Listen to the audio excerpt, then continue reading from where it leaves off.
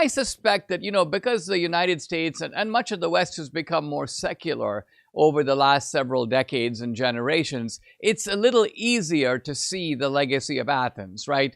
You can see that, oh, well, this philosophy started over there, and gee, the theater started over there with the ancient Greek tragedies, and the Romans then gave us, Roman law. But it is less easy to see how Jerusalem is not only important, but could be potentially more important. I think that the case for Jerusalem is kind of simple, and that is that, the ordinary American had no easy way, for example, to find out about Socrates or Thucydides or the Peloponnesian War. But think about it. There were thousands of pastors in churches all across the country who were expounding the Bible. And so the impact, for example, of Moses or Abraham, or take, for example, the impact of the Exodus story on the Western imagination, on the civil rights movement, on people like Frederick Douglass, was manifestly huge. So there's a much easier way in which the legacy of Jerusalem was transmitted across the ocean and has had more impact on America than the legacy of Athens. Would you agree? Yeah, that's very, very well said. Look, I also want to make sure that I don't come across as somehow anti-Greek or anything. I'm actually a big fan of Aristotle. I think that Aristotle had profound insights. Specifically, above all, his concept of teleology and telos is something that I talk about in the book a little bit as well there. So I'm definitely not anti-Greek. I'm certainly not anti-reason.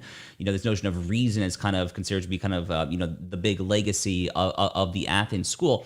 Rather, Dinesh, what I argue is that reason must be contextualized between an exogenous pre-existing worldview. I am very skeptical of a society, an individual, or anyone who kind of, behind a proverbial Rawlsian veil of ignorance, just sits down and closes his eyes and says, let me use unaided reason to deduce X, Y, Z things, because that can lead to some very, very, very dark places. I mean, not to use too prolific an example, but the Nazis thought that they were acting quite reasonably and rationally. I mean, that Germany was a very, very advanced civilization, culturally, philosophically, mathematically. They thought that they were the quintessence, actually, of rationality. They definitely were not acting in the name of the Bible, that's for sure, but they thought that they were deeply reasonable there.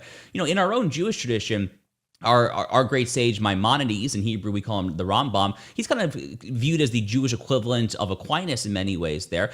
Maimonides talks about how reason is a deeply valuable analytical tool, but again, it has to be contextualized within the context of a pre-existing worldview there.